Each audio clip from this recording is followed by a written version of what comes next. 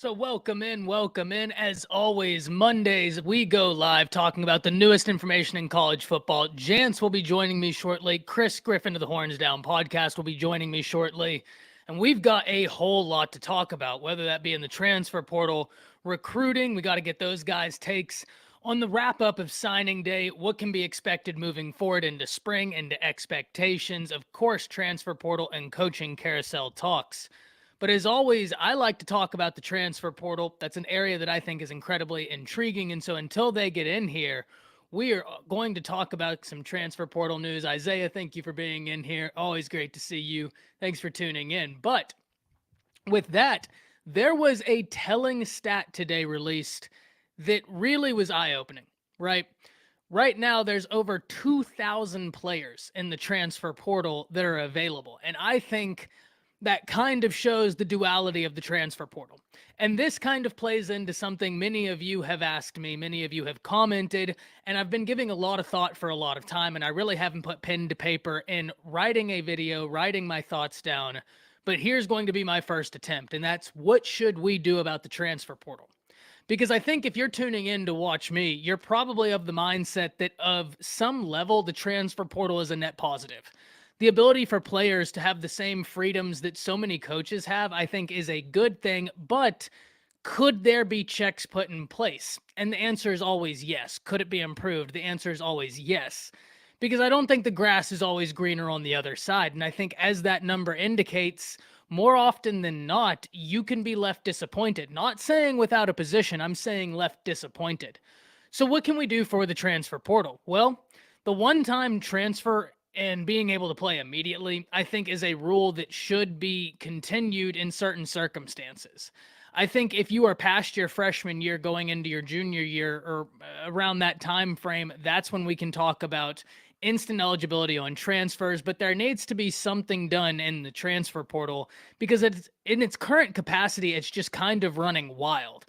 And it's not good for all parties involved, right? There are going to be a lot of players that inevitably don't end up in a better situation, that inevitably end up in a much worse situation. And at the end of the day, that's not what this is about. College football isn't necessarily about getting guys to the NFL. It's about affording individuals an opportunity to continue playing a game that they love at a high level while simultaneously pursuing an education.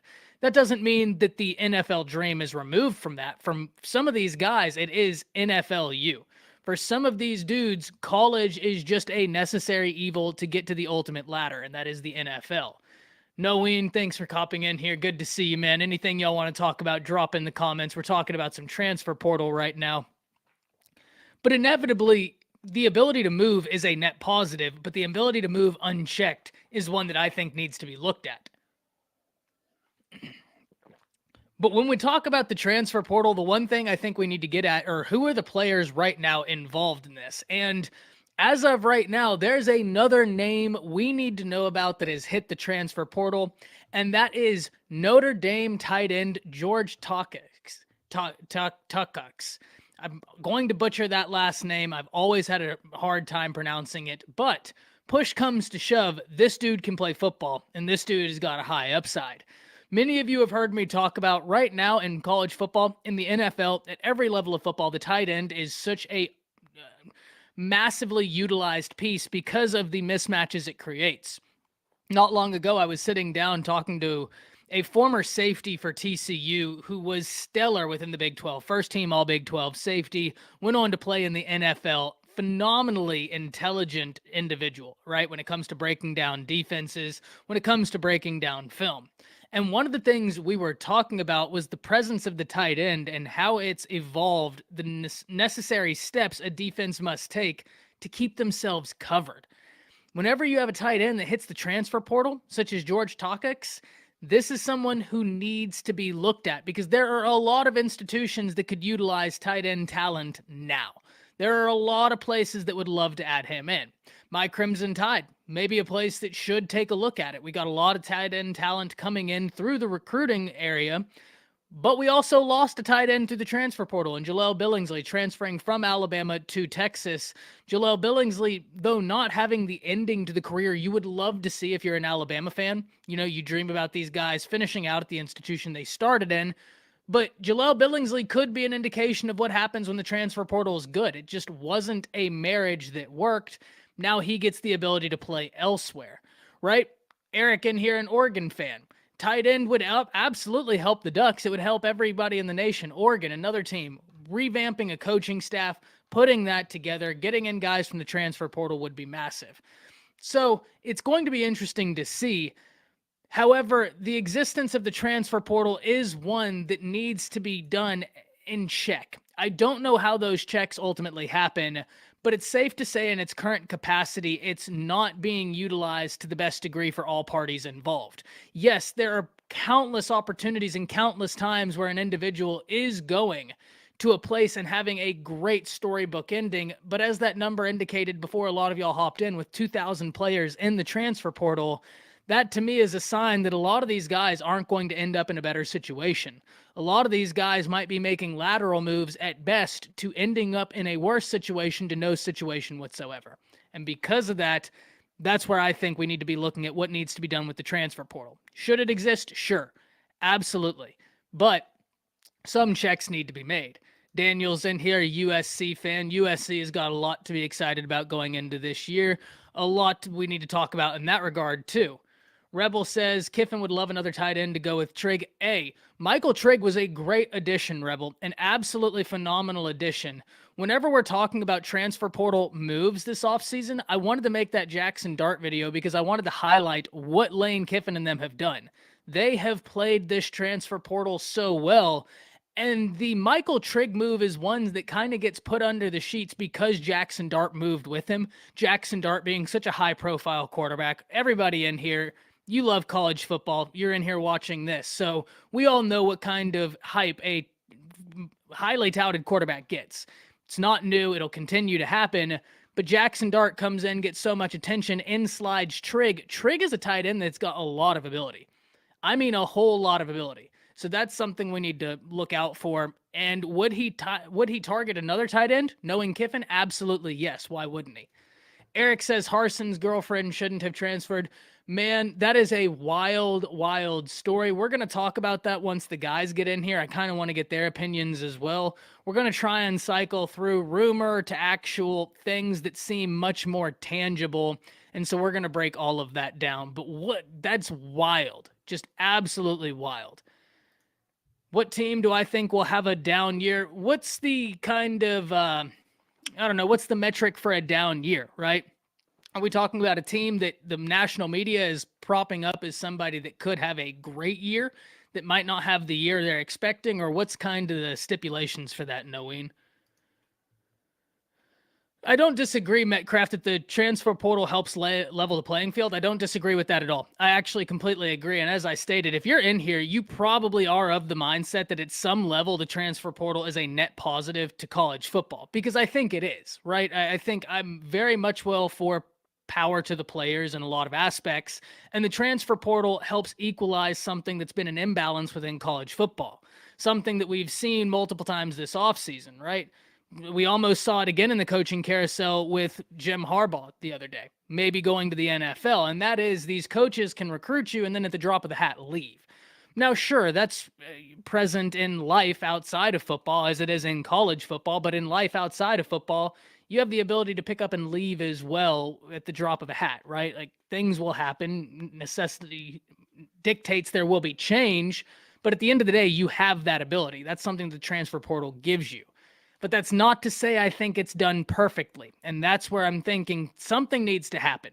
To what degree, I'm not certain. And I'm certainly not sitting here trying to say, oh, well, these teams don't need to be utilizing the transfer portal to try and equalize some talent, right? I think what Ole Miss has done has been great. I think what OU has done has been fantastic. I think what USC has done has been great.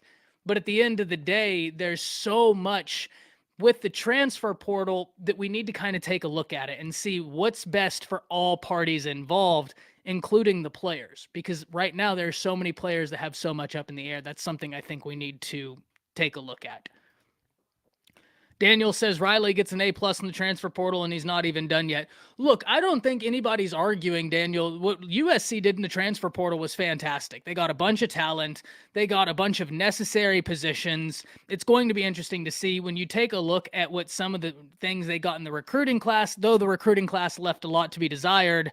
There are some pieces that you can look at and be excited about, namely Damani Jackson. Damani Jackson is a beast at that cornerback position. I was really hoping my Tide would be able to flip him. Ultimately, we didn't. He ran something, correct me if I'm wrong, somebody in the comments, a 10 to 800 meter dash, something dumb. I mean, he's a big kid too, so what a talented cornerback he is. So USC has got talent. My question is what's the defense going to look like, right? A lot of people are pointing to the offensive line, deservedly so. I'm of the mindset that your offensive line is never good enough. There's always room for improvement. That's my thought process in everything, and I think that's a healthy thought process to have, especially at a necessary position such as the offensive line. And a lot of people have talked about your offensive line, and for a good purpose. My question more centers around is what is the defense going to look like? Because with Lincoln Riley, we've seen him be able to put up a bunch of points. We just haven't seen a Lincoln Riley-led team have the defense. Now, even I was saying that Alex Grinch had that Oklahoma defense coming along, and if you look statistically, he did every year. But can USC make the jump that OU fans even deemed necessary for OU to be where they want to be? That's the question I think that needs to be answered, and I don't have the answer to that yet.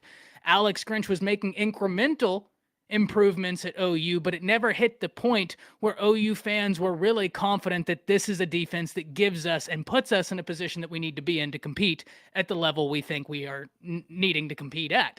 That's the point right now with Alex Grinch and USC that's my biggest question. There is no question that they were hyper successful in the transfer portal. That right there was a really good job by Lincoln Riley. And look, whenever we're talking about the transfer portal, I think it's inevitable that at this point we have to talk about the comments Lincoln Riley made. Because I think if I were to blank out the name as to who said those comments and give it to you, the fans, many of you would come back in agreement with what a lot of he said. Because a lot of what he said was true, right? That the transfer portal is a positive in some ways, but some things need to happen. The problem is with Lincoln making that statement is he's not the correct messenger. And I know that sometimes it's not about the messenger, it's about the message, or at least that's how it should be. But in reality, we need to understand that the messenger is also very important. And in a situation such as this, the messenger is paramount. And unfortunately, Lincoln Riley was not the messenger for that message. And that's where it will get diluted. It will get talked about for all the wrong reasons, maybe correctly so. But at the end of the day, it was not the right messenger for that message. And that's why so many people, no matter if you were an OU fan, I saw people that weren't OU fans, just college football fans talking about that. Not the right guy to have that. SBC Bates, thank you so much for the donation. He says it was refreshing to see BV give a 90-minute interview instead of pulling a Riley and treating the press like a burden. That's a huge upgrade for all. BV, it just seems like a really personable dude. Obviously, I've never met him. I'm nowhere near important enough to be anywhere near him. But at the end of the day, from everything I've seen, he seems like a really good dude. Let's go up and say, so people are debating right now whether or not OU goes 4-8. I don't see any scenario where OU goes 4-8. And this, I think, gives us a good segue into a conversation, right? Will OU have a down year? And I think that question needs to be answered with a question. What is your definition of a down year? And what better time than for Chris Griffin to be joining us right now? So, Chris, you come at a perfect time, brother, because I was segueing into will OU have a down year? I want to hear if this is a fair take. And I want to say it, and then I want to get your opinion, right? The question that I have whenever I'm asked, will OU have a down year, is what are we talking about? Are we talking about the expectations OU had going into last season, which was playoffs and a national championship run? Or are we talking results with how OU finished the season? If we're talking results where OU finished losing 2 games, almost making a Big 12 championship, my answer is no. No, I think that's very realistic to where we see OU again this season. If we're talking expectations, which is a national championship, then yes, you might take a step back, but I don't think it's a step back that's going to matter in the long run. Do you think that's fair? I mean, those are fair observations. It just depends. I mean, obviously, if you're a Texas fan and other natural, known haters of OU, I think you're I hate probably everybody equally. yeah. I think if you're a Texas fan or just a natural hater of OU, I think that you're basically saying, oh, well, OU has expectations to win a national championship, and I don't think that that's necessarily true. But I do say that I don't see this team going any worse than 11-2 again, including a bowl game. I really don't. I think that like I've told you time and time again. I said it, a shout out to Nino Sports, shout out to Fanatic Perspective, but I said it on their show.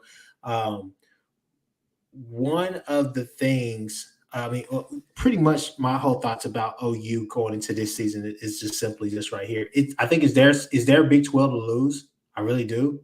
And then also when you look at just what they did, not only with this high school recruiting class, but also the transfer portal. I think you saw that they basically said, hey, we don't have to go and do a complete overhaul of this team. We need to get bigger. We need to get stronger, not necessarily faster, but we need to get bigger and stronger on the defensive line. We need to get nastier. We need to bring Schmitty back, different things like that. But I think what you're seeing is that they're building within because no OU fan would tell you that there's not probably a significant talent gap between Dylan Gabriel and a Caleb Williams. However, when you look at Dylan Gabriel put up really nice numbers down there at UCF. He had a really good career down there, and the thing is that I think it's going to translate. He's going to play with better athletes and have his offensive coordinator back that he had success with. So when you put a lot of those things in there and the emphasis that's being placed on defense, I think you're going to be fine.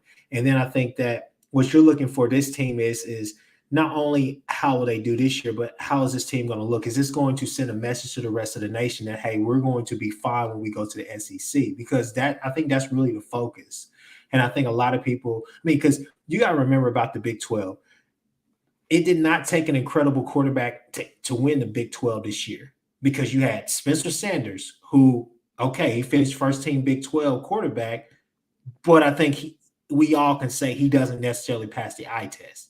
Then you look at Bohannon for Baylor and you say Baylor's really good. Baylor should be the number one team going into the preseason rankings for the Big 12. But you also got to think about this. Two things. One, Bohannon is really inconsistent himself. So he needs to take a step forward next year. And then two, Baylor has to go to Texas and OU next year. They don't get those games at home like they did this year. Okay. So it's not going to be easy to say, okay, well, we dropped the game to TCU. Now we got to go to Austin. Or we dropped the game to Texas Tech. Now we got to go to Norman. It's not going to be like, okay, well, we get to get another shot at this next week in front of our home crowd. It's going to be different because both of those big games are going to be on the road. And it wasn't like you dominated those teams. Okay. So with that being said, basically all I'm saying is that I think that this team will not have a drop back or a setback or any of that. I think basically you're going to see some things that you're going to say, oh, it's going to be easy to sit there and pick apart and just point out different things like, oh, Lincoln would have did this differently. Oh, well, if you guys had to speed D or whatnot, you'd be able to close out. It's going to be, interesting to see exactly how this team looks and what's the makeup, what's the identity. But I think by week 3, week 4, and week 5, when you have Nebraska, K-State, and Texas, all those 3 games back to back to back, I think that will give you pretty much a clue of what direction this team is going to go in during the season. But I don't see them going any worse than 11-2 next year. Yeah, I think I'm very close. I think I could see 3 losses, but the third coming in the bowl game. Yeah. I think that could happen. And I think I've talked with you. I'm a big fan of the Brent Venables hire, but as with all first-time head coaches, you're a first-year head coach. Yeah. You can be the most brilliant assistant coordinator ever, but there are ultimately things that you have not experienced before. Now, I have no reason to believe that he will handle it any other way than very well, just like he's handled everything else so far. I mean, it's been very impressive. But at the end of the day, I think we align very closely with where we expect OU to be. One thing that I would point out as well, I know me and my uncle, we talk about this all the time, is simple fact of we look at the schedule early and say, okay, this game is a win, this game's a win, probably won't win this game. And it goes like this right here. We'll say, okay, Texas, that's a win. We're going to beat Texas. We'll look at O State. Oh, yeah, that's a win. But then the game that we say will drop will be a Baylor, will be a Texas Tech, will be at Iowa State, right? So going to looking at the schedule this year, you're automatically looking at a trap game and saying, oh, well, it's the Thursday night game right before Halloween where? In Ames, Iowa State. So, going there now, you feel a little bit confident, a little bit more confident, and you want to see how the season goes, obviously, right? Just to kind of get a better clue. But you're already feeling more confident than you would going into that game than you would with Lincoln Riley, simply because you look at the schedule ahead of time to see what game is Lincoln going to basically drop this year. What is going to be a game that we play somebody close that we should probably blow out by 30? Get what I'm saying? And don't get me wrong, Iowa State has given us problems in the past, but not this type of Iowa State team that doesn't have 97% of their returners returning, right? Yeah. So this actually leads me into something. No Ween, a commenter in here, viewed quite a few of the live streams. He asked me earlier a question, and he might have answered my question back. He said, who do I think could drop off this year? And I asked him, are we talking about that the national media is lauding, or someone that's been pretty good but could have a down year? Yeah. Iowa State is my answer. If we're talking about the second, someone who's been pretty good that could have a down year. Yeah. I think we're looking at Iowa State. I think that while they return some big defensive pieces, I think they lose some key ones, and what they lose on offense would make any fan incredibly uncomfortable. You're talking Breece Hall, which was the majority of your offense, Brock Purdy, which was the other majority of your offense. You're losing your tight end. That's going to be a lot to replace. Now, Hutchinson is coming back. So, and a running back, to be fair, that running back did look okay in that Clemson game. I wasn't too mad at him. I'm not doubting that they have talent. I'm just saying that you've built your offense for how many years around X amount of players, and now they're all gone. So there inevitably will be growing pains transitioning off of that. No, and I mean, especially with the 3-3-5. Yeah, with the way that I expect y'all to attack it, I don't think that it'll be a problem in the same sense anymore, or it shouldn't. And that's a great point. And I'll say this right here. Okay, so first thing is that I just think that it's a different philosophy for a lot of teams out there. But I will say this right here. I won't say it, but it's okay if you group in Iowa State, Oregon, OU, teams like that in the category of these are teams who have been fairly consistent over the last 6-7 years or so as being a top program, top 10, always finishing top 10, top 15, right? Well, Iowa State kind of just entered the chat, right? But at the same time, it's fair to put OU in that. I'll give you that. Now, just to piggyback off the point that you made with the whole 3-3-5 and all the rest of that, I think it's interesting even for Oklahoma State, because you're looking at Oklahoma State and you're looking at Iowa State and you're saying, okay, new coordinator coming in, or you're losing all these guys who knew this defense inside and out. Not saying that the guys who were in backup roles don't know it, but at the same time, there's a reason why those guys were playing the majority of the snaps. Exactly. So I think it's going to be a change of philosophy at Oklahoma State, because Derek Mason, I don't necessarily think he's going to run the same thing as Knowles, right? Because it's a win now league, not win later. So we'll see what they have. I'm not, I'll give Gundy his respect. He knows his coaches and he knows how to coach. So that's a good, that's good. That's a good outlook on it. But at the same time, I think that Oklahoma State's another team that you could throw in there. I don't know if this year is the year where their defense is going to be good enough to where they can ride them and just have them carry them offensively. Yeah. Look, The Big 12 is a bit interesting, right? We've talked before that I think if there was a year for OU to kind of have their quote unquote down year where they're trying to figure out some coaching changes, a quarterback change, what have you, this is the year because there's a lot up in the air within the Big 12. I think the Big 12 will continue to improve, but there's something up in the air. Jake, you asked something earlier, and I meant to answer it and completely forgot, but I believe you asked, and correct me if I'm wrong, something along the lines of OU's offense has looked average with Lincoln Riley, and the defense has looked average at best. Do I believe that it'll be a continuation of much the same under the new coaching staff, except with the defense looking much better? I will push back. I think that the offense didn't look great this year under Lincoln Riley, but outside of this year, the offense at OU, I mean, we've been lauding them. Right. So no matter how you land on that, let's give credit to where it's due.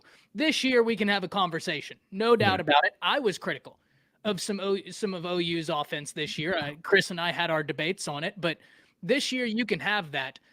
I think that the offense is going to look a little bit different, but I still think it'll be very good. It's going to be an RPO-based offense. It's going to be creative. It's going to have shades of what Kiffin likes to do. It's going to have shades of what Bryles likes to do. But I do think in the long run, the defense will be better. I don't think there's a question about that. Yeah. And I think even, Chris, you're like me. A lot of OU fans just flat out do not like Grinch. I can understand the way, all that happened, but a lot of it has to do with also the Speed D. I don't think that the Speed D is this ultimate terrible thing that it's being made out to be, but I do think that you're in a better position now. Well, it just seems like there wasn't a downgraded talent that he was able to have on the field or bring in at some key positions, but it seemed like there was just I wouldn't say downgrade is not the word. It was just an inconsistency and I guess mentality as the years progressed. Because Grinch came in and was like, we need to get bigger, stronger, faster, bigger, stronger, faster, faster, stronger, bigger. And then it just seemed like a lot of the players, especially last year on both sides of the ball, you can point to Rattler and you can point to a number of defensive guys. Were we thinking too much? Were we thinking too much? Because you look at Perrion Winfrey and what he was doing out there at the Senior Bowl. It wasn't, okay, you got to, do this, and that. It was like, hey, full head of steam, I need you to go. I need you to show me what you could do. One gap, hit that. And that's what it was when Grinch first got here. And then after that, it's like things became more complicated. And I think that was one of the problems that a lot of fans had because rumbles started to come out that if you didn't practice perfect, you didn't play. And I think we all know that that's not a perfect recipe to winning games on Saturday. And that may have been one of the reasons why we were struggling an awful lot. It just didn't make a lot of sense because it just was an inconsistency, I think, in mentality. Yeah, I agree completely. I think it's going to be something we have to watch. Now, one of the things we were asked, here we go, kind of segueing, right? Well, Alabama beat Texas A&M this year, right? Of course, as an Alabama fan, surprise, surprise, my answer is going to be yes. The reason is because typically in revenge games, Saban is ruthless. And when we look, A&M beat Alabama. No qualms about that. But in a lot of ways, Alabama played a terrible game that day. A&M caused a lot of that. I'm not arguing that point, certainly not. But I just think Alabama returns so much that I think Alabama edges them out. What do you think? I think Alabama is going to beat them. And I'll go on it right now and say I think Alabama's going to win probably by 2 touchdowns. I really do because I think Texas A&M has they don't really know who their quarterback is going to be, and is this another one of those projects that he has to groom along just groom along the season or whatnot, because that's what he did last year and that's where they suffered. I like the kid from LSU that transferred in, but at the same time, they're really big on that 5-star that just came in as well. And then obviously the starter last year until he got hurt was Haynes King. So I mean, you got a quarterback battle brewing down there. I mean, hell, it's probably started right now. So it'll be interesting to see who sticks around and who does what after spring ball. And then once we get to fall camp, closer to fall camp, just to see what are the rumblings there. Talent wise, obviously, yeah, on paper they're going to look great. They're going to be able to match up, but at the same time, I'm not going to rely on X amount of many freshmen to go down there in Tuscaloosa and win a game that we all know is going to be a grudge match. Okay. I think another thing as well is that you're going to put that film on. You're going to show Bryce Young, and I think that's who actually is the X factor in that game. I think Bryce Young, is he going to take another step? It's kind of hard to top a Heisman Trophy year, but with what little we had to choose from as far as Heisman this year, I think this would be a year for him just to confirm it. I don't necessarily need him to win too. I don't need him to be Archie Griffin. I just need him to confirm it, confirm what we already thought, confirm what we already knew, and keep it going. You get what I'm saying? He's in a good position to win it back to back. But I just think when you look at a lot of what returns, obviously replacing Mechie and Jamison Williams is going to be huge. That's huge. But there's talent at the running back. There's talent at the wide receiver. The offensive line, if that can come together, man, I just think he's in such a good position. I mean, there are going to be a lot of good players, though, vying for that Heisman. A lot. I mean, at the end of the day, the offensive line could be bad, subpar, this and that. But at the same time, going into next year, some of those guys, some of those guys were inexperienced too. So you kind of got to talk about that as well, and you got to include had a center playing tackle. Yeah, it's a new position. I mean, it's a new year. It's going to be a new season. So I think that you'll have that under their belt, and plus, you are now able to actually go into the locker room. You're able to go onto the practice field and everything. And guess what? You got ammo now because you guys lost. So this should be a pissed off Alabama team opposed to just being a comfortable, oh, let's just make it to the playoffs so we can go to the championship game. It should be a pissed off game. It should be a revenge tour because there's two teams that you guys definitely want to get your hands on. Yeah, no doubt. And A&M is one of them. Now, something that kicked up in the news this week in regards to A&M that people are talking about in the comments. We're going to be catching up on the comments. There's a lot of them, and we're going to make our way down. But Jimbo Fisher was mighty defensive about any sort of question about NIL. Yeah. My thing with that is, man, it's legal. If they asked me, hey, did NIL help you get this class? In this day and age, I'm giving a big thumbs up and saying, hell yeah. Yeah. We have the ability. You passed the legislation. Here we are. Mm-hmm. What do you? It's one of those things where it's just basically a subject where you just, beat the dead horse over the head, right? I think the thing about Jimbo that is a startling fact, and I know you saw it on Twitter as well, but just the fact that in the past 3 years, he's probably had about maybe 4 or 5 stars. Yeah. Let me say that again. Maybe 4 or 5 stars, and that's combined. Say that again. Yeah, they recruit well, but not like this. Not like this. And so it's the same as saying Kyle Flood is a great recruiter. Okay? It's the same as saying that because, yeah, you can have the Alabama logo and everything, but we saw how good that did you.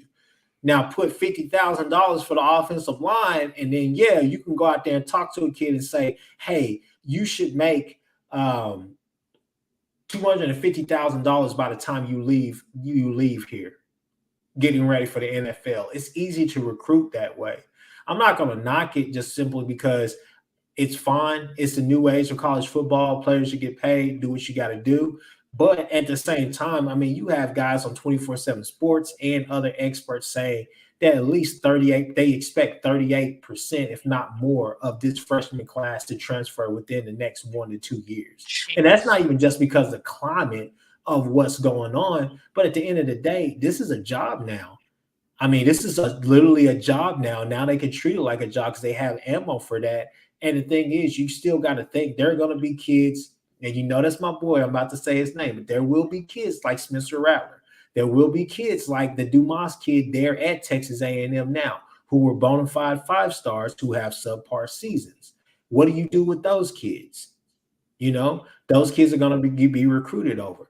Every college coach will tell you either you're going to do something for me in the classroom, you're going to make my program look good on the field, or I got to recruit over you to get somebody who will do anything and everything that I'm going to say. That way they'll be able to actually get on the field. So, to all the stuff that Jimbo was talking about, I just thought it was a bunch of hoopla. I didn't really understand what I get that he heard the shots, but at the same time, I wouldn't be worried about things coming out of left field. Either you're going to get with it or not. And I mean, yeah, all it is they just legalized what he was doing from the get-go, trying to get all those kids. He was never able to get those kids. And I think that's the problem people have. You were never able to recruit this good. Even at Florida State, you were never able to recruit this good. Put money on the table, and now all of a sudden your guys become master recruiters. I don't think that's it. I don't think that's necessarily true. Yeah, but when see the thing, I think that Jimbo got so offended by that, but if you look, they've still recruited very, very, very well. Elijah Robinson has always been a great recruiter. There's a lot of really good recruiters on that staff, but the two ideologies are not mutually exclusive. You can recruit very well, you can have a lot of really good recruiters on your staff, and you can massively benefit from the introduction of NIL. Yeah. I don't know why those ideologies exist in separate worlds to Jimbo Fisher. But to me, they can be one and the same and both be true. We do have a question, Chris. I want to get to you. It says, McDonald's Sim Sports says, do OU fans have concerns of Gabriel staying healthy after the broken collarbone? Personally, I'd have concerns of his throwing motion and if it's already a pretty delayed release for a lefty. My answer is I'm always a little bit concerned about availability or even absent prior injury. I think when you introduce prior injury into the equation from the outside looking in, I think it is a factor. And because of that, I wouldn't be surprised at all if OU nabbed another quarterback in the transfer portal. Not a big name, but a guy who's going to come in there at adequate depth. That wouldn't be shocking to me. But when healthy, Gabriel's got a ton of ability. Chris, I'll let you elaborate. I think one just to kind of piggyback off of you, I definitely think they're going to go transfer portal. I think that you'll see some quarterback come there and have a legit chance at being able to, compete for that number 2 spot with Nick Evers. As far as just durability for him, I wouldn't say that I'm completely worried or concerned about it, simply because I think that he's going to be playing against a better O-line. And I think that, one of the things that I'm most interested to see next year, everybody's so focused on the macro level of things, right? How would Venables be able to be the CEO of the team, or Jeff Lebby? Was it Kiffin, or was it this, or was it that? I think one of the things I'm interested to see is the dynamic between Kiffin and Beatenbow, because I want to see how is that offensive line, because Lebby and Beatenbow. Yeah, Lebby and Beatenbow. That's what I meant. So you're looking at that and you're saying, with Lebby's mentality is I want to be physical, I want to be strong, and I want to attack at the point of attack, right? And then you have Beatenbow, who's top 3, in my opinion, top 3 O-line coaches in the nation, if not the top coach whatsoever. Yeah. And so you're saying you're putting those two in the mix. So I think that, and you have a lot of dudes out there. You have a lot of talent. The verdict is still out on some of them. Savion Byrd, Wanye Morris. You got guys like that who you thought should have played last year, but they didn't really get a fair chance, right? So even with what we have coming back, I think that this offensive line will be better, and I think they'll be able to hold him up. And I think they're going to probably have a few talks with him, don't you think, about, hey, you need to slide instead of trying to take this hit. Yeah, absolutely. I mean, I think you have to. The reason why I think it's a legitimate concern is because Lebby does like his quarterback to be a bit mobile. I'm not saying he predicates everything on it, but history does show that he does prefer a bit of a mobile quarterback. I think we can look at Dylan Gabriel as indication for that. We can look at who he's gotten in recruiting: Nick Evers, Jackson Arnold. Then you see y'all flirting with Jackson Dart. There's kind of a archetype, if you will, to a perfect Lebby quarterback, and the legs are utilized, but you would have to imagine, like you said, they are going to encourage sliding whenever it's. I'd kind of be worried. I mean, I get it. You should be worried, but here's the thing about Levy. I mean, it's not like Levy's had a Caleb Williams as quarterback who was, or Jalen Hurts who were freaking, you know what I'm saying? Bigger guys who can take those hits. Get what I'm saying? Built like running backs, but actually can play quarterback. So, I mean, we'll see what he does in recruiting or whatnot for that. But at the same time, I feel okay. I feel safe enough to say that even with our offensive line last year, I think that he would be fine. Because Yeah. you got to think, I mean, besides Marquise Hayes and then, gosh, I can't believe I'm forgetting his name, Tyrese Robinson, even with losing those two. But, I mean, as you saw this year, I mean, Spencer's not the mobile quarterback, the dual threat quarterback that they try to make him out to be in high school. He didn't get injured. So I don't think that you're going to see this guy take a lot of shots like that. So that's fair. That's very fair. SBC, thank you for the donation. He says losing Smitty to A&M was the downfall, not Grinch. I mean, I've said it before. When I did a video, I picked two coaches that OU had hired that I thought were above and beyond. Right, the two hires I thought were the best. My two names, mine personally, no surprise to anybody watching. Chris, no surprise to you, Todd Bates. I've been vocal about that. I think y'all have made a lot of really, really good hires. I think the Todd Bates one is far and about. I mean, that's the thing. But that's where I say there's a fine line between truly believing that OU is going to take a step back and lose 4 games next year and just plain old being salty and just hating on OU and hoping that this is a year that they finally take a step back. Simply because you're looking everywhere face that. You're looking at the Big 12. You can't sit here and tell me that we're not getting, if not the best, then one of the best defensive coordinators in the nation as our head coach, right? With his staff having his imprint on there, right? Then we're getting one of the best offensive minds in the nation. But even besides, you can save all of that and push that to the side. The biggest point is Oklahoma State and Baylor played in the Big 12 championship game last year. I mean, this past season. And neither one of them had explosive offenses. Okay, they had big play capability from time to time, but it wasn't like they were just putting up 40 points a game on teams. Hell, OSU probably could have lost or should have lost a few games early in the season, especially the Boise State game. For starting the season, we didn't know what they were. And coming into this season, people are still laughing at the fact that you're going to come out there with Spencer Sanders. And Illingworth is gone. You have no other experienced quarterbacks on that roster, and you're going to just come out there with that one-man band and then run the ball 30 times with Warren. So it's just funny to me that people are saying all of a sudden now saying that OU is going to take a step back. And I'm like, they're putting why can't they make the Big 12 championship game relying on their defense? It just makes no sense. Yeah, there's so many things in flux, man. Like there's so much. Someone asked way up, do we think OU is going to have a top 10 defense next year? I mean, no. Look, we can say there are going to be improvements without saying like there's going to be massive improvements, right? Like the two things can exist and they will exist, right? But the OU defense, what hires have they made? So one thing that people are talking about right now, we got a debate, an active debate in the comments. Yeah. OU fans are debating with USC and Oregon, I think, with the Pac-12 and how that can be locked up. Now, here's one thing what I'll say. USC got a major win in terms of what can happen in the Pac-12 whenever they got Caleb Williams. Massive win for USC. No matter how you fall on the spectrum, no matter if you're an OU fan upset about everything that happened, rightfully so, Caleb Williams is a massive win for Lincoln Riley and the Pac-12 in terms of what USC can do.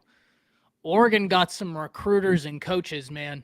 I mean, they got some dudes out there on that staff. I mean, they got some dudes out there.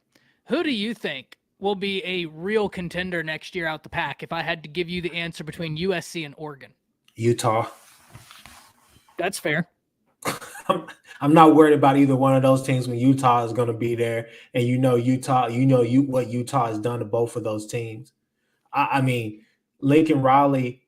Lincoln Riley is still in the midst of figuring out his team now. I mean, hell, they've hit the transfer portal pretty hard. Granted, there needs to be guardrails, right? But he's hit the transfer portal pretty hard. They have talent there, but I don't believe they have the talent to truly go out there and compete. I think a good season for them would be around a 7-5, 8-4, maybe even a 9-3 if he can win some of those games. But you already got Oregon taking shots, right? I think the thing about Lanning is that you're saying, okay, Lanning, you have guys on this defense. Hopefully Justin Flo will be able to stay healthy this year. Justin Flo, Noah Sewell, must see TV if you love defensive football. Yeah. Must see. And you already know, I mean, it's not like those guys left. Cristobal left him a really good defensive unit. They have some corners out there. They have a decent secondary. D-line wise, he's going to be able to cruise, he's going to be able to do those things. But at the same time, quarterback, because I like the 4-star kid that committed to them not this year but last year. Yeah, last year's class. I like that kid. I like what I saw from him at the Elite 11 camp and everything else. But we all know who's going to be starting day one, and Bo Picks. And I just can't. I can't go out there on a limb and say Oregon's going to be able to do this or do that with Bo Nix as their quarterback. It just makes no sense to me. Even in a sorry Pac-12, I still think that he's going to make too many mistakes. Yeah. So you don't think that anybody's going to beat him out for that Oregon job? I don't. Really? I mean, I feel like he has a lot of ends out there already, and the thing is that he has more experience, and I just feel like he's going to put on a better show in camps and practice. Eric, who do you think is going to be the starter at Oregon? Eric is an Oregon viewer that we have, really provides great insight as far as things happening in Eugene and everything. Always great to see him in here. Someone commented about Bama needing, when we were talking about OU's defense, they said Bama needed to fix their defense. And you are 100% right. We have a lot to shore up on defense. You're not going to find an argument from me. We got stuff we need to shore up on defense. The pieces are there, though, and I have confidence in that. And because of the revenge year, I like that. Bishop, thank you for the $5. He said Bates, Chavez, Schmitty, and the Nebraska strength and conditioning coach are X factors. I don't think there's a name there I can disagree with. What about you? No, I mean, I like it all. I'm excited to see what Chavez is gonna bring to the table. I think he's probably the one unknown that you have, but I think you're still excited about him. Yeah, I think Jason, go up in the comments. It was a little bit of Ty Thompson. Ty Thompson was the guy. Hey, and you know, I've been talking to you about Ty Thompson for a minute. I really like Ty Thompson. I like Ty Thompson. I thought he was a 4-star, but I like Ty Thompson. Ty Thompson, I always keep saying Ty Simpson, but I thought he was really good, and I thought that was going to be the quarterback of the future for Oregon. But with Bo Nix coming out there, I'm sorry, it's just hard for me to go against Bo Nix being a starter day one at least. I'm gonna ride with my fellow Ty. I'm gonna say Ty Thompson's gonna beat him out. He should. Ty's got to stick together. He should beat him out. He should beat him out, but I don't know. Yeah, I think that Ty, he just brings so much to the table in terms of what he can do. He's got legs. I'm not saying he's Lamar Jackson, but he's an athletic kid. He's got a nice arm. He was hyper impressive through the camp scenes. That's where it's going to be interesting to see. One thing that we need to talk about. Where is it? Need to come up here and find it.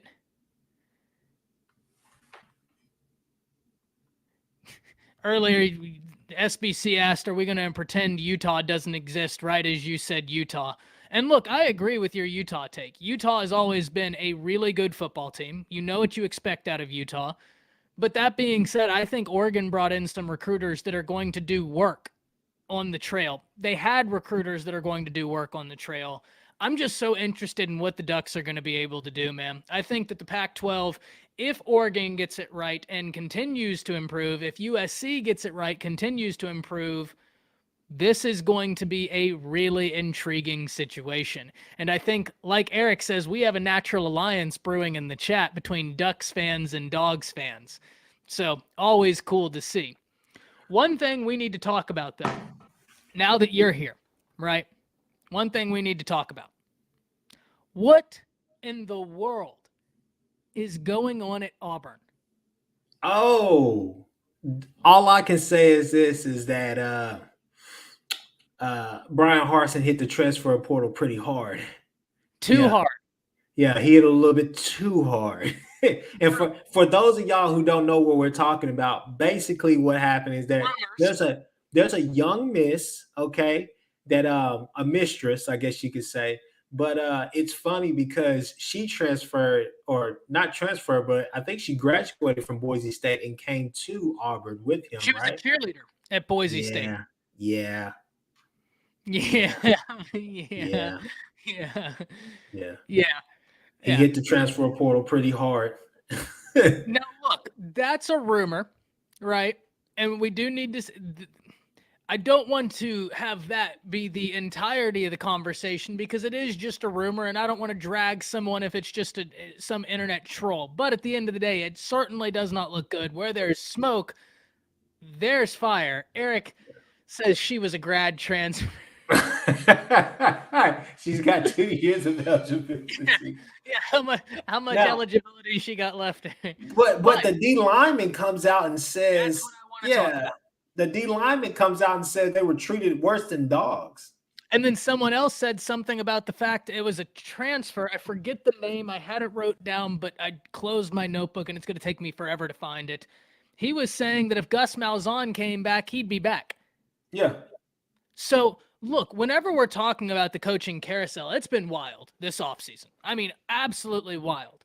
And to think that in the same offseason, we have the Brian Kelly incidents, the USC OU debacles, the Jim Harbaugh publicly flirting with the NFL on National Signing Day. Yeah. We might have something to one up it all. And losing his best assistant coach, his offensive coordinator. Man, okay, that's something else we got to talk about. We got to talk about that right there. And then we're going to hit the comments and end this out. What in the world, right? What's happening at Auburn, I think we can all correctly assess is a dumpster fire. Yeah. I think that's the best way to put it. I think that's the most apt way to put it, and we'll leave it at that. Yeah. What was Harbaugh thinking? I don't know if it's Harbaugh or if it's just the administration, but at the same time, to lose him on National Signing Day, that's sacrilegious. But he was telling kids, you gotta give him respect for that, at least a pat on the back or a handshake. For being able to actually just tell the kids, like, hey, if the NFL comes calling, I'm gonna listen. I'm gonna talk. I'm gonna go and interview. Fair. I don't disagree with that. I am glad he told them that as opposed to, I'm not going to do it, and then hops on a plane the next day. That's fair. So I guess one thing, I talked to my uncle about that kind of struck me. I was like, now it's perfect timing, I guess, or I don't know what's going on. But with the whole Brian Flores situation, because he did interview for that Miami job, kind of makes me think, because from what all the reports were coming out, they were coming out of the woodworks, I think like on Saturday or Sunday or so. They were saying that he prefers Miami over Minnesota for obvious reasons, right? So they were saying that he prefers them, but at the same time, I think with this whole Brian Flores situation, he had to catch wind of that and just say, nah, I'm not doing that. And then Minnesota, I'm sure Minnesota basically told him, you could come here, you could be our coach, you could be our guy, but we're not going to give you complete control. You're not Belichick. So that's just my guess as to why he's not the head coach in a head coach in the NFL right now. That's my guess. And I think with Gaddis, you're saying, I know job security is going to be better down here with Cristobal because they're going to give him a real chance at Miami. And two, I think he's building something down there. And you're looking at Harbaugh and just saying, like, man, it's just stagnant. And I don't really know. He's too unpredictable for me. Yeah. I was amazed, absolutely amazed that on National Signing Day he was interviewing. Yeah. Like, and look, in fairness, I think many of you know me as loving the recruiting process. As much as I love college football, as much as I love the X's and O's, my favorite thing about college football is the recruiting process. Much like my favorite thing about the NFL is the draft. I love the draft, everything to do with it. So that right there to me was sacrilegious. Now let's hit to the comments. Let's talk about some things people are talking about. We'll see. Daniel says USC is 2 or 3 linemen away. Look what Riley got from the transfer portal. I have no doubt he will pour more than enough come June. And Daniel, we've talked about this. I think you were here one time when we were talking about it, how we're only on wave 1 of transfer portal for this year. Yeah. After the spring, you're going to see another wave because then people will have a deeper understanding of where they stand. That's going to be something to watch. I wouldn't doubt at all if y'all got more offensive line talent. I wouldn't doubt at all, like we said, if OU added in another quarterback. So that's something we need to. I think offensively they'll be okay in the Pac-12, but I will say this right here: there are going to be teams that that pose a threat to them as far as being able to stop that offense. You're looking obviously Oregon and Utah, but I would also say this is if you go back to earlier what I said about the Iowa State game, that's a game that you would say Lincoln's going to find a way to lose this game for us. Okay, because either we're gonna lose this game or we're gonna play this game really, really, really freaking close, right? Stanford is a team that pokes out like a sore thumb to me when it comes to them because they're not gonna do anything. Stanford will basically look at all the Big 12 tape last year and say, "Oh, that's all we have to do against a Lincoln Riley team? That defense with Grinch, we just have to run in the middle." Gash them for 4 and 6 yards here and there and make it 3rd and 2, get past the 40, and we can go 3rd and 2, 4 and 1, or 4th and 1. We can do all of that, 4th and inches. Oh, I'm game for that all day because it's not like they have to do a lot to beat you. All they have to do is get 3 and out, stop you whenever you're trying to run those 3rd down plays and have every wide receiver run 15-yard routes. Like that's, I don't know. And I think there was somebody else in the comments earlier who was talking about it's funny how all OU fans are basically saying that Lincoln Riley is subpar, this and that on his way out. No, if you listen to what we talked about this year, you would know this year alone, he was terrible. The play calling was not the same. It was not the same. He left some kids out there to dry because in my eyes, Spencer Rattler should have had the year that he should have had. But even with that, if you go to the games that Ty will talk about for Caleb against top 100 defenses, as he likes to say, those games right there, it was piss poor effort. It was a piss poor game plan, especially in the game against Baylor. And if you have anything different to say, then I don't know what else to tell you because he was not a good play caller this year. It's like he forgot what the hell he was really trying to do. Whenever we go up against the Iowa State defense that's running a 3-3-5, we should be able to run the ball with a Kennedy Brooks against them all day and every day. Yeah, look, I think that those ideas aren't mutually exclusive. We can talk about Lincoln Riley not having a great year this year while simultaneously understanding that outside of this year, the dude's been an ace offensive mind. So I don't think we take away that label now, but I do think that we understand if an OU fan has a complaint this year, that there is something to that. There is some validation to that complaint. He's always been Hercules, but then this year he was Hercules stripped away of all his powers, all his strength. He didn't have that strength this year. The strength, his play calling was not his strength this year. So, yeah. I like that. Kirby's visor, once again, congrats on the national championship. I finally... Don't do that. Say what you want to say. Say what you want to say, Ty. Say it with your chest, bro. Tell them straight up what y'all about to do next year. Tell them what y'all about to do next year. We'll see next year when it comes to next year. But as of this year, hats off to Georgia. Great run. But Georgia did lose a really big piece today in their cornerback coach. Chris, I don't know if you've checked it out. This dude was a top 3 recruiter in the nation. I think y'all talked about it. This dude, you and Jans talked about it on the last show. Elaborate. Yeah. cold going to Miami. That's going to be something we have to watch. Kirby, I don't have to tell you where Kirby Smart has come from. It's going to be interesting to see how he replaces things, but he's come from an organization that has been the model for replacing coaches. Will he be able to replicate it? I don't know. But he comes from somewhere that has a deep understanding of how to do that, and Kirby's a smart guy. So that's going to be something we have got to watch. Absolutely. Yeah, we talked about it, I think, last week. Last week we were talking about that dude. Not that he was on the move, just that he was a dude you have to watch. Great recruiter, great coach. I have no idea or no doubt that y'all are going to be just fine getting a guy, but we'll see. Daniel says you keep changing your mind. Hey, in fairness, Daniel, I'm a model for consistency. Jason says, I have tweets from a month ago saying I wish Riley lands at LSU. That whole Riley LSU thing was wild.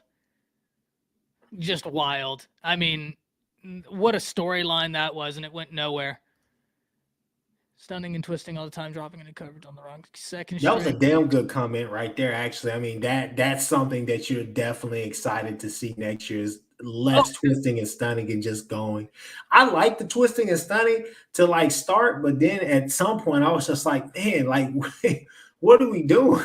Yes. Look, let's not get it twisted as if twisting and stunting is a bad thing. It's not.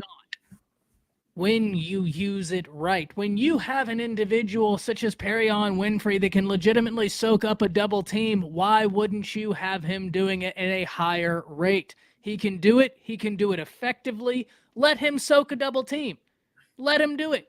It frees up everything else. That's something we're going to see this year. I'd have to guess from OU, but it's all about balance, as everything in life is. I think the thing that kind of irked me this year is just the fact that the only linebacker that we had held our rush end with Nick Bonito, he was the only one to really get home. A lot of people got home, but they couldn't finish. You know what I'm saying? So it was just the fact that, outside of Isaiah Thomas and Perion, you're just sitting there. It's just like, damn, like we cannot get to the quarterback. And when we did, it had nothing. It didn't really involve too much twisting and stunning, though. It didn't. Here's one for you, Chris. Defense and offensive line strength lacked. Would you agree with that assessment? Yeah, I would definitely agree with that. I mean, I think that's just a known point now. Yeah, and I think, and don't get me wrong, I'm not, unless they put in the real work that is needed this summer, I am not expecting Smitty to come in there and just do a complete overhaul this year and make them just these bullies out there. But just to have that mentality and to be able to kick in and be able to be stronger and those bursts, opposed to having our linemen running miles and stuff. I think that you're just wanting them to be stronger at the point of attack, to be able to disrupt that flow of the offense or be able to, keep the defensive line at bay. We made a comment about it. Oh God, man. What week 6? Yeah.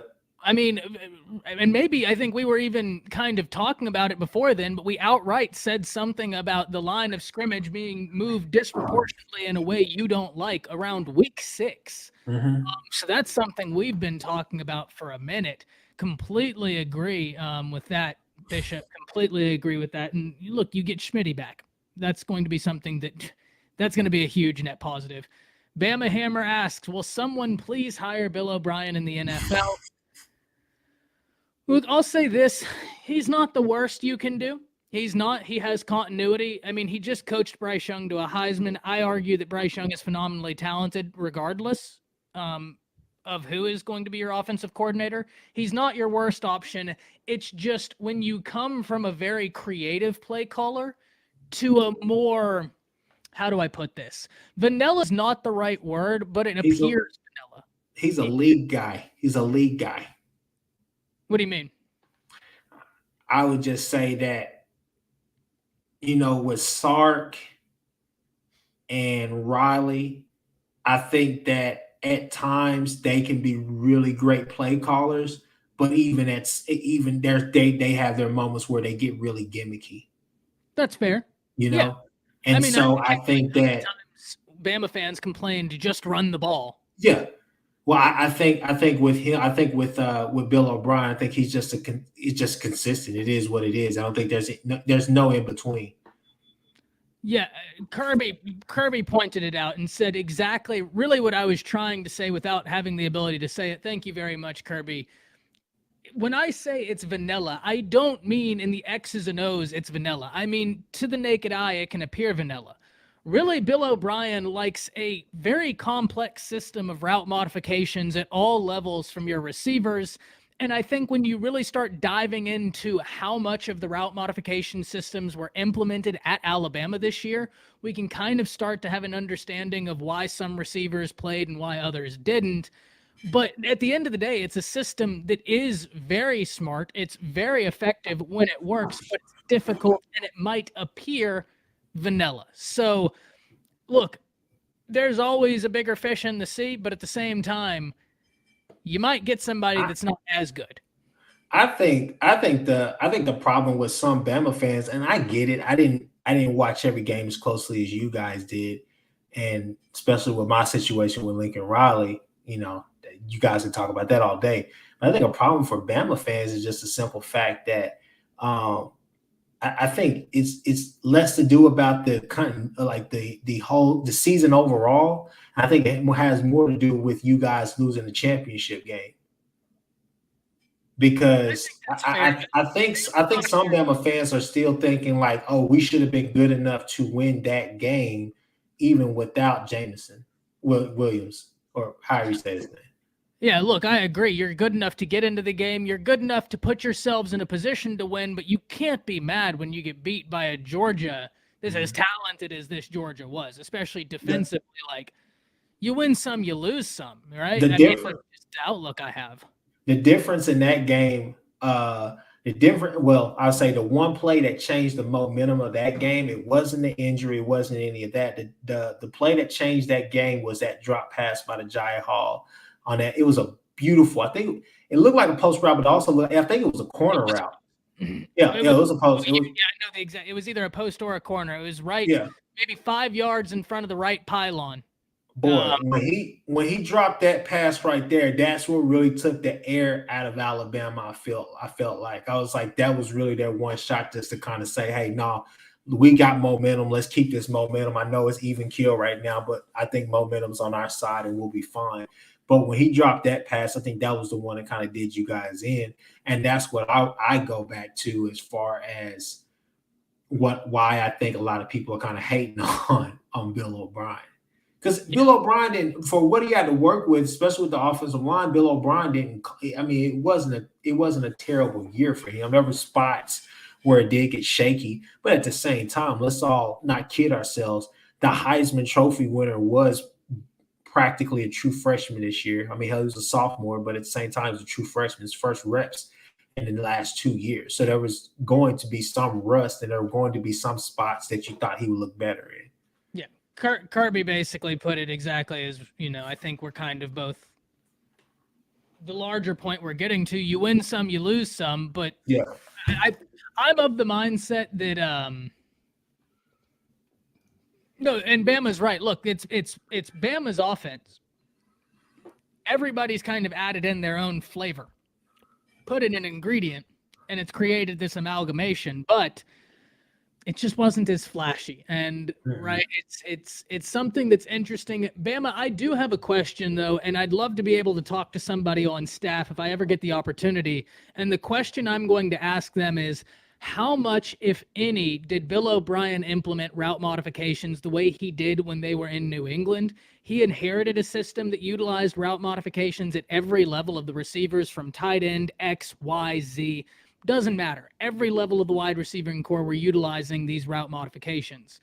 And they're brilliant, but the problem with the route modifications is it can get you in so much trouble if things aren't read perfectly.